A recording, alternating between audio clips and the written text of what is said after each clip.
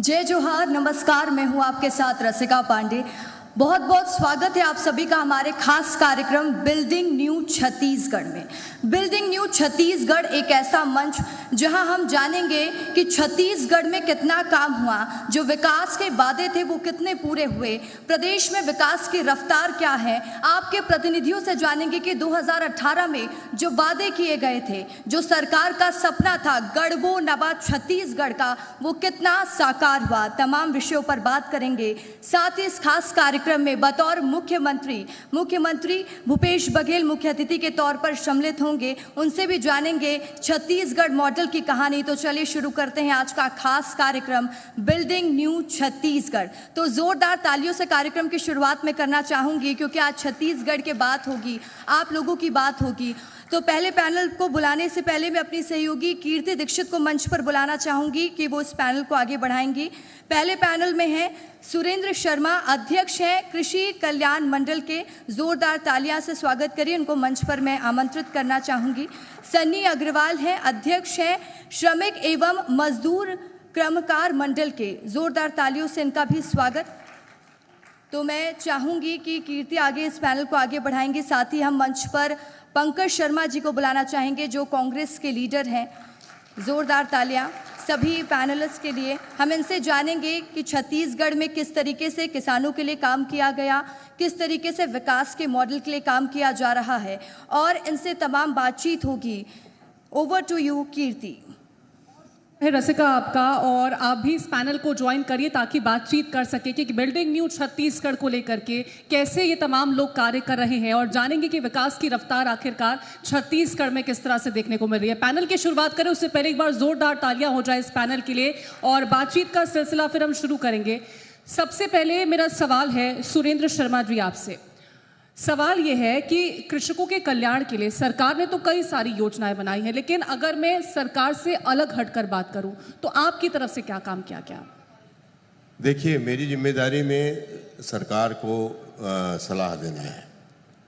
सीधे ऐसी कोई योजना मेरे विभाग में नहीं है, मगर मैं इस बात को कह सकता हूं कि कृषक कल्याण विभाग जो है वो कृषि विभाग का एक हिस्सा है, और कृषि विभाग जो काम करता है उसके पीछे मुख्य मकसद ये होता है कि किसानों के कल्याण के लिए क्या काम किया जाए। तो छत्तीसगढ़ सरकार तो किसानों की सरकार के रूप में ही पहचानी जाती है। सबसे मुख्य बात यह है। दूसरी बात यह है कि छत्तीसगढ़ प्रदेश के अधिकांश लोग, लगभग 96% लोग या तो सीधे सीधे किसानी करते हैं या कृषि से किसी न किसी तरह से संबद्ध हैं। तो हमारी सरकार ने माननीय भूपेश बघेल जी के नेतृत्व में इस बात को तय किया कि अगर छत्तीसगढ़ का विकास करना है तो छत्तीसगढ़ में जब तक किसानों के बीच में संपन्नता नहीं आएगी, उनकी माली हालत ठीक नहीं होगी, तो छत्तीसगढ़ विकास के रास्ते में नहीं बढ़ सकता। ये कह सकते हैं आप कि पूरे हिंदुस्तान में आज की तारीख में सबसे ज़्यादा उपज का मूल्य अगर देने वाली कोई सरकार है तो छत्तीसगढ़ की माननीय भूपेश बघेल जी की सरकार है। अगर किसानों को, चाहे वो सिर्फ धान के विषय में नहीं कह रहा हूँ, दलहन में, तिलहन में, मिलेट में, रागी, कोदो, कुटकी में, सब्जी के उत्पादन में, मछली पालन को हमने कृषि का दर्जा दिया है। तो इस तरह से छत्तीसगढ़ की सरकार ने तमाम किसानों को पिछले 5 वर्षों में संपन्न बनाने का काम किया है।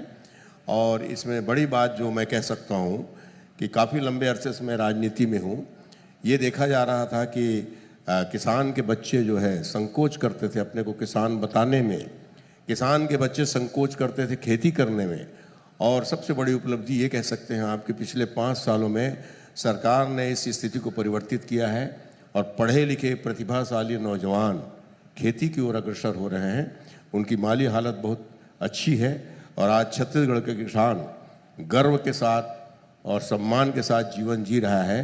ये इस सरकार की उपलब्धि है, और इसमें मेरा जो थोड़ा बहुत योगदान है, मैं कह सकता हूं कि माननीय मुख्यमंत्री के साथ उनकी आहुति में कहीं छोटे मोटे स्थान पर मैं भी हूं, यही कह सकता हूं। क्या बात है। सन्नी अग्रवाल जी, राज्य सरकार ने आपको कैबिनेट मंत्री का दर्जा दिया है, किस तरीके से आप कार्य करते हैं? देखिए, छत्तीसगढ़ भवन अन्य निर्माण कर्मकार कल्याण मंडल जो है, एक असंगठित निर्माण श्रमिक का एक बहुत बड़ा वर्ग उसमें जो है रजिस्टर्ड रहता है उस विभाग में। और पिछले 15 वर्षों में इसमें जो थे 9.5 लाख मजदूर पंजीकृत थे। लेकिन आज माननीय मुख्यमंत्री श्री भूपेश बघेल जी की सरकार में जो योजना है इस विभाग में, उसको लोगों ने हाथों हाथ लिया। और मैं बताना चाहूँगा आपके चैनल के माध्यम से कि आज जो है 22 लाख मजदूर उस विभाग में पंजीकृत है, जो एक बहुत बड़ा हम लोग के लिए गर्व की बात है। और कि 15 वर्षों में जहां 9.5 लाख मजदूर पंजीकृत होते थे, आज माननीय मुख्यमंत्री जी ने जो श्रमिकों की हितैषी जो योजनाएं हैं, उन योजनाओं का लाभ लेने के लिए लोगों ने जागरूकता भी हम लोगों ने जगह जगह जो है, चाहे गांव पारा में बाज़ार हो, चाहे जहां पर वर्किंग साइड हो, चाहे अन्य जो वार्डों में हम लोगों ने शिविर के माध्यम से हम लोगों ने ज़्यादा से ज़्यादा जो है पंजीयन करवाए। और उसके कारण जो है आज 22 लाख करीब समथिंग इसमें जो है मजदूर पंजीकृत है। बिल्कुल, मजदूरों को फायदा पहुंचाने का कार्य लगातार किया जा रहा है। सवाल पंकज शर्मा जी आपसे है, आप जिला सहकारी बैंक के अध्यक्ष हैं, लेकिन उससे इतर सवाल है मेरा, चुनाव लड़ने के लिए कितने तैयार हैं? देखिए, कांग्रेस के कार्यकर्ता के रूप में हमारे संगठन ने जो भी जिम्मेदारी दी, हम लोगों ने सअक्षर उसका पालन किया। निश्चित रूप से इन 30 सालों में सन 1993 में जब पहली बार मैंने समाज सेवा और राजनीति में कदम रखा, उस वक्त से ही मैं बड़ा ज़मीनी कार्यकर्ता रहा हूँ। और विभिन्न पदों में, चाहे वो ब्लॉक महामंत्री का पद हो, चाहे जिला कांग्रेस कमेटी का पद हो, जिला युवा कांग्रेस का पद हो, अभी माननीय मुख्यमंत्री जी ने मुझको जो जिम्मेदारी दी है, मैंने हमेशा हर संभव प्रयास किया है कि अपने पूरे दायित्वों में खरा उतरूं। और निश्चित रूप से अगर पार्टी आदेश करेगी तो एक कांग्रेस के कार्यकर्ता होने के रूप में मैं पार्टी का सारे आदेशों का सअक्षर पालन करूंगा। जहाँ तक चुनाव लड़ने की बात है, तो पहले मैं जिला पंचायत का सदस्य भी रहा हूँ। विगत 15 सालों में रायपुर ग्रामीण में एक परिवार के साथ मेरा परिवार का रिश्ता रहा है, एक विकास के कार्यों में मेरा संघर्ष रहा है। और आज रायपुर ग्रामीण में जो हम विकास कार्य देख रहे हैं, आदरणीय भूपेश बघेल जी की जो देन है, आदरणीय सत्यनारायण शर्मा जी को प्रयास है, कार्यकर्ता के रूप में मेरा उसमें पूरा अपना प्रयास रहा है। और मैं अगर पार्टी आदेश करेगी तो निश्चित रूप से आगे चुनाव लड़ने का भी विचार करेंगे। क्या बात है। सुरेंद्र शर्मा जी, आपने 2 सीटों से दावेदारी पेश की इस बार। आप इतने सीनियर नेता हैं, तो हर कोई जानना भी चाह रहा होगा इस वक्त कि आखिर सुरेंद्र शर्मा का मन क्या है, वो कौन सी सीट से चुनाव लड़ना चाहते हैं? देखिए, मैं बलौदाबाजार जिले में सन 78 से काम कर रहा हूँ। करडोल विधानसभा क्षेत्र में मैं सन 78 में सरपंच बन गया था। उसी विधानसभा क्षेत्र में जनपद सदस्य रहा। बलौदाबाजार में किसान राइस मिल का अध्यक्ष रहा। बलौदाबाजार में 98 से लेकर 2003 तक ब्लॉक कांग्रेस कमेटी का अध्यक्ष रहा। फिर 1 साल के लिए जिला कांग्रेस कमेटी रायपुर का कार्यकारी अध्यक्ष रहा। विचार विभाग में अध्यक्ष रहा। पिछले कई सालों से एक प्रवक्ता की जिम्मेदारी मैं प्रदेश में संभाल रहा हूँ, प्रशिक्षक की जिम्मेदारी संभाल रहा हूँ। झीरम घाटी में जो परिवर्तन यात्रा हुई थी, उसमें घायल लोगों में एक मैं भी था। बात दरअसल ये है कि राजनीति का क्षेत्र महत्वाकांक्षा का क्षेत्र है। यहाँ हर व्यक्ति कोई न कोई पद भी पाना चाहता है। तो मेरे अंदर भी महत्वाकांक्षा है, मेरी इच्छा है। और जहाँ तक सवाल है कि मुझको ऐसा लगता है कि मैं पूरे संपूर्ण बलौदाबाजार ज़िले में मेरा एक पारिवारिक वातावरण है, तो बलौदाबाजार या कसडोल कहीं से भी अगर मुझको अवसर मिले, वैसे मेरा नाम पिछले 2-3 चुनावों से कसडोल विधानसभा क्षेत्र में पैनल में रहा है। पार्टी का जो भी आदेश होगा उस हिसाब से काम करेंगे। बिल्कुल, तो जो भी आदेश होगा उसके अकॉर्डिंग काम करेंगे। सवाल आपसे है सनी अग्रवाल जी, बीते 5 सालों में तो सरकार ने कई सारी योजनाएं चलाई हैं, लेकिन आने वाले 5 सालों की अगर बात की जाए तो क्या कुछ पिटारे में होगा? देखिए, मैं आपको बताना चाहता हूँ, आज छत्तीसगढ़ माननीय भूपेश बघेल जी की जो सरकार है वो हर डिपार्टमेंट में ऐसी विभिन्न योजनाओं के साथ कार्य कर रही है जिनका आप पूर्व की सरकार के में जो आकलन करेंगे तो उससे वो कहीं आसपास नहीं दिखते।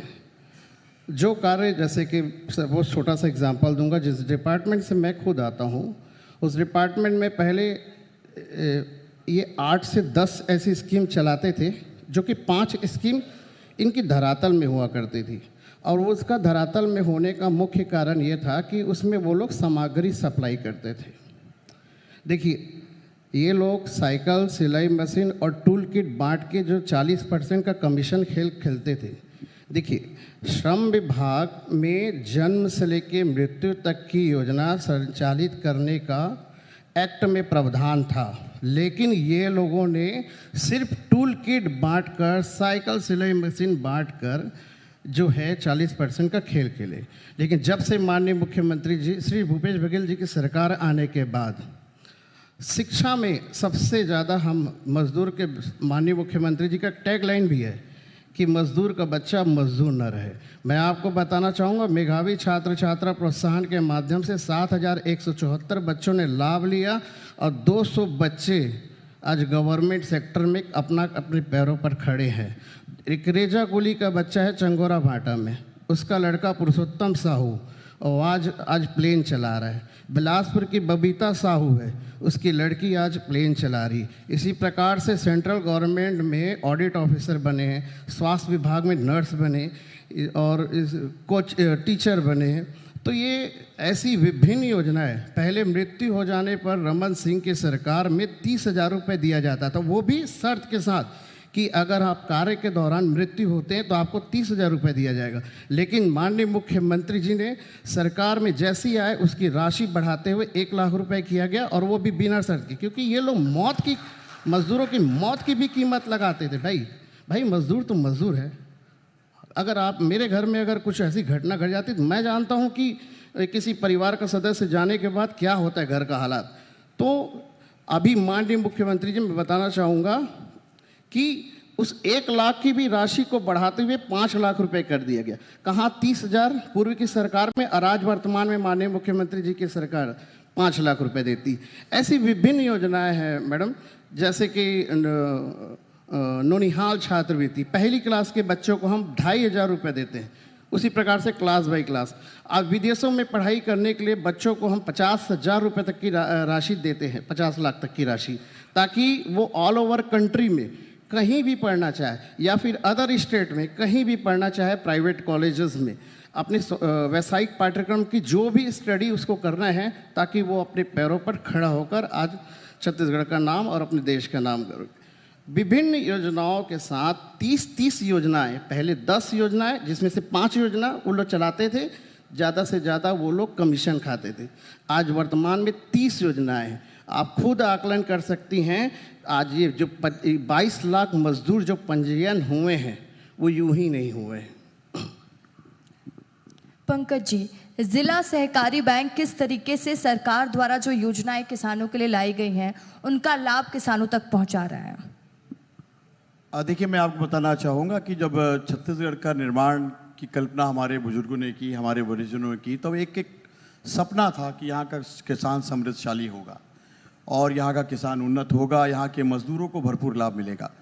जिला सहकारी बैंक क्योंकि हमारे जो सरकार की धान खरीदी की लिंकिंग एजेंसी है, सबसे पहले तो हमारी सरकार ने, आदरणीय भूपेश बघेल जी सरकार ने ये विचार किया कि किसानों की मदद के लिए जो 3 स्तरीय जो हमारी जो कोऑपरेटिव का हमारा आधारशिला है उसको यथावत रखा जाए। भाजपा की सरकार में कहीं ना कहीं कोऑपरेटिव बैंकों को समाप्त करने का उनका प्रावधान उन्होंने रखा था।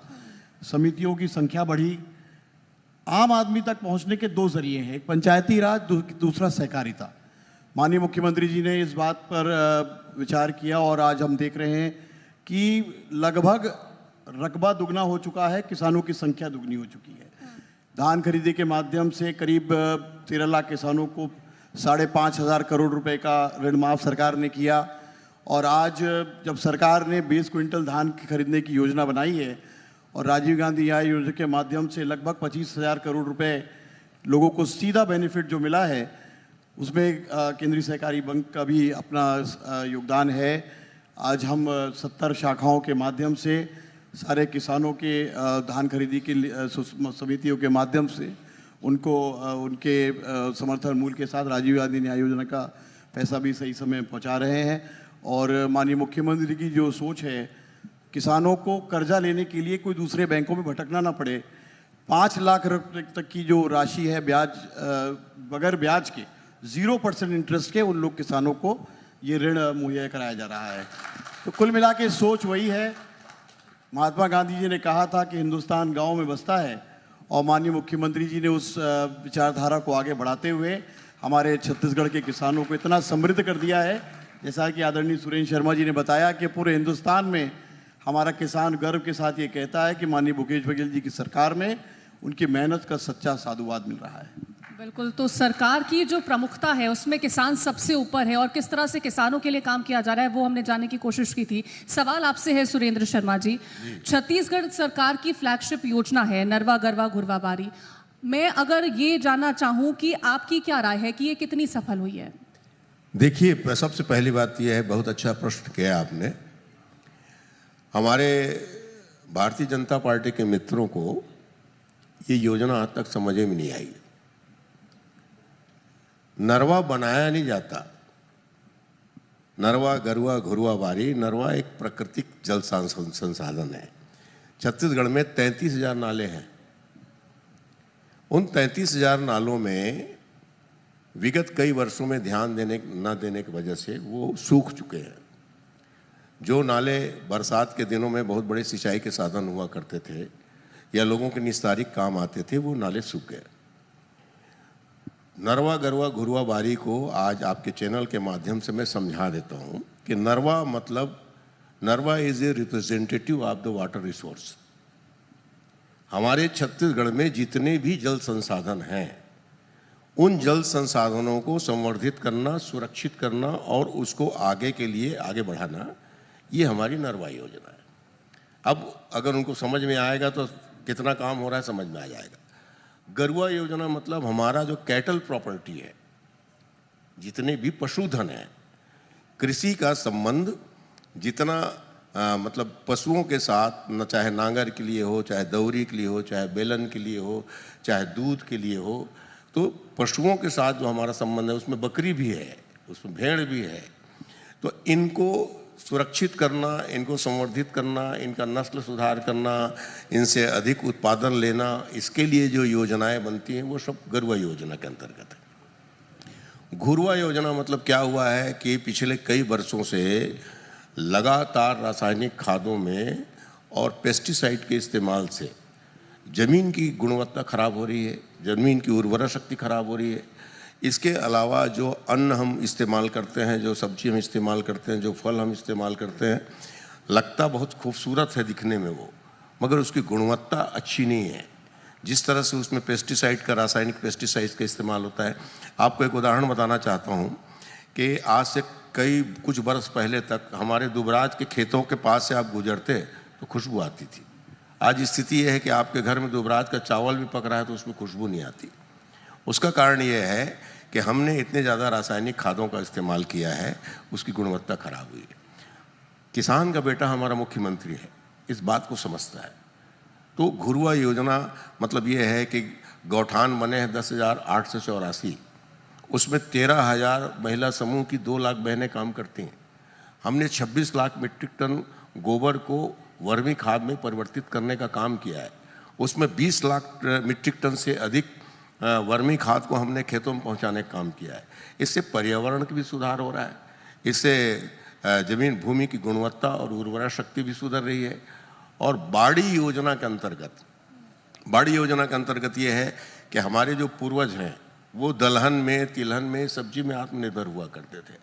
आज अगर आप देखेंगे तो तो गांव की घर के पीछे जो बाड़ी हुआ करती थी जिसमें सब्जी की खेती किया करते थे, कोई मेहमान आ गया तो किसी के पास जाने की ज़रूरत नहीं है, मुनगा तोड़ के ले आए, वहीं से नींबू तोड़ के ले आए या चेज भाजी लगाए उसको तोड़ के ले आए और अपने घर की सब्जी काम कर लेते थे। ये काम भी पिछले कुछ वर्षों में बंद हुआ है। माननीय मुख्यमंत्री जी चूँकि गांव के रहने वाले आदमी हैं, तो बाड़ी योजना के अंतर्गत अभी हमने लगभग 3,80,000 लोगों को, 3,80,000 किसानों को बाड़ी योजना के अंतर्गत बीज उपलब्ध कराया है, उनको पौधे उपलब्ध कराए हैं और उनके पोषण बाड़ी के अंतर्गत छोटे छोटे बाड़ियों में फिर से उसको संवर्धित करने का काम किया है। भारतीय जनता पार्टी की बात समझ में नहीं आता। एक मंत्री हमसे पूछता है कभी कि गोबर की क्वालिटी ठीक नहीं है। अभी मेरे को बात बताइए, गोबर की क्वालिटी ठीक नहीं है, गोबर से आइसक्रीम तो बनता नहीं है। गोबर तो खाद है। जहाँ भी गौ माता मल विसर्जन करेगी वो गिरेगा, खाद बनेगा। महिलाओं के हाथ में आ जाएगा तो दिया बनेगा, गोकास्ट बनेगा, गोबर से बिजली बनेगी, गोबर से पेंट भी बनने लगे, गोबर से बिजली भी बनने लगे। इनको समझ में आती नहीं ये बात दरअसल हमारे प्राकृतिक संसाधनों को जिस तरह से छत्तीसगढ़ की सरकार ने पिछले 5 साल में बढ़ावा दिया है, जिस तरह से मजबूती दी है, आज लोगों के चेहरे में देखिए ना जो परिवर्तन दिखाई देता है। आज आप पर 1.5 लाख करोड़ रुपया पिछले 5 सालों में किसानों के खाते में गए हैं। आप गांव में चल के देखिए, लोग पक्के मकान बना रहे हैं, मोटरसाइकिल खरीद रहे हैं, टेलीविजन खरीद रहे हैं, अच्छे जूते खरीद रहे हैं, अच्छे कपड़े खरीद रहे हैं। किसानों को क्या जीने का हक नहीं है? किसानों को क्या सम्मान के साथ या समाज के साथ बराबरी में चलने का हक नहीं है? आप अन्नदाता कहते हो, भिखारी कब तक बनाए रखेंगे उनको? इस प्रक्रिया को बदलने का काम इस सरकार ने किया है। आप कह रहे हैं कि उनको समझ में नहीं आती है। मेरा एक सवाल है, समझ में आती नहीं है या समझना चाहते नहीं है? नहीं, समझ में आती नहीं है, या तो मैं ये कहता हूँ समझ में नहीं आती, या फिर वो जनता को गलत ढंग से समझाना चाहते हैं। मगर जनता समझ चुकी है, उनको ही समझा देगी। अब सन्नी अग्रवाल जी, आपने बताया कि आप मजदूरों के लिए कैसे काम कर रहे हैं, श्रमिकों के लिए कैसे काम कर रहे हैं। अब मैं जानना चाहूंगी कि आप अपने लिए कितने तैयार हैं। रायपुर दक्षिण विधानसभा सीट से आपने दावेदारी पेश की है, कितनी तैयारी है? देखिए, मैं तो पूरे 90 विधानसभा के लिए कार्य कर रहा हूँ। जो मेरा डिपार्टमेंट है, श्रमिकों का हर क्षेत्र में जो है दबदबा है, और निश्चित तौर पर आज हमारी सरकार जो है सभी तरीके से अपने प्रदेश में जो है श्रमिकों के लिए, चाहे किसानों के लिए, हर वर्ग के लिए काम कर रही है। दक्षिण विधानसभा भी कोई अछूता नहीं है। तो मैं निश्चित तौर पर जो है उस क्षेत्र में भी, जैसे मैं अन्य विधानसभा में अपने अन्य ज़िलों में कार्य कर रहा हूँ, वैसे ही मैं दक्षिण में भी कार्य कर रहा हूँ। और जो बाकी जो पार्टी का जो आदेश होगा, निर्देश होगा, उस पर कार्य करूँगा। लेकिन हाँ, मैं आपके चैनल के माध्यम से भी बता दूँ कि दक्षिण विधानसभा समेत 75+ का जो नारा है वो अब सत्य दिखने वाला आगे। चलिए, 75+ का नारा पूरा होगा या नहीं, जनता इस बार किस पर मोहर लगाती है, देखने वाली बात होगी। आप तीनों का बहुत बहुत शुक्रिया। मैं चाहूँगी कि आप तीनों मंच पर ही बने रहें। ओवर टू यू कीर्ति। तो इस पैनल के जरिए हमने जानने की कोशिश की है कि अलग अलग क्षेत्र में आखिरकार किस तरह से काम किया गया, लेकिन अब वक्त हो चला है इन तमाम लोगों को सम्मानित करने का, क्योंकि जिस तरह से इन्होंने बीते 5 सालों में काम किया है वो सम्मान के तौर पर यहाँ देखा जाना चाहिए। तो तालियां एक बार फिर से हो जाए इस पैनल के लिए। और मैं जी मध्य प्रदेश छत्तीसगढ़ के एडिटर मोहित सिन्हा जी को मंच पर बुलाना चाहूंगी ताकि इन तमाम लोगों को हम सम्मानित कर सकें। तो जी मध्य प्रदेश छत्तीसगढ़ के एडिटर मोहित सिन्हा जी मंच पर आइए। और सबसे पहले सुरेंद्र शर्मा जी, जो कि अध्यक्ष हैं कृषक कल्याण मंडल के, तालियां होनी चाहिए इनके लिए, क्योंकि इन्होंने बहुत शानदार काम किया है। और जिस तरह से ये कार्य कर रहे हैं, सम्मानित करना एक उपलब्धि के तौर पर है। और अगले मेहमान को भी मैं सम्मानित करना चाहूंगी, सन्नी अग्रवाल जी, जो कि अध्यक्ष हैं श्रमिक एवं मजदूर कर्मकार मंडल के। तालियां बजती रहनी चाहिए ताकि उत्साह लगातार बरकरार रहे और जिस जोश के साथ ये लोग काम कर रहे हैं उससे ज़्यादा जोश के साथ आने वाले जब साल हो तो उसमें और भी काम कर पाएं। पंकज शर्मा जी के लिए जोरदार तालियां होनी चाहिए। कांग्रेस के लीडर हैं और लगातार समाज के लिए, देश की जनता हो या प्रदेश की जनता हो, उसके लिए काम कर रहे हैं। तो कांग्रेस के लीडर के तौर पर भी ये काम कर रहे हैं, तो जोरदार तालियां एक बार फिर से इस पैनल के लिए हो जाए।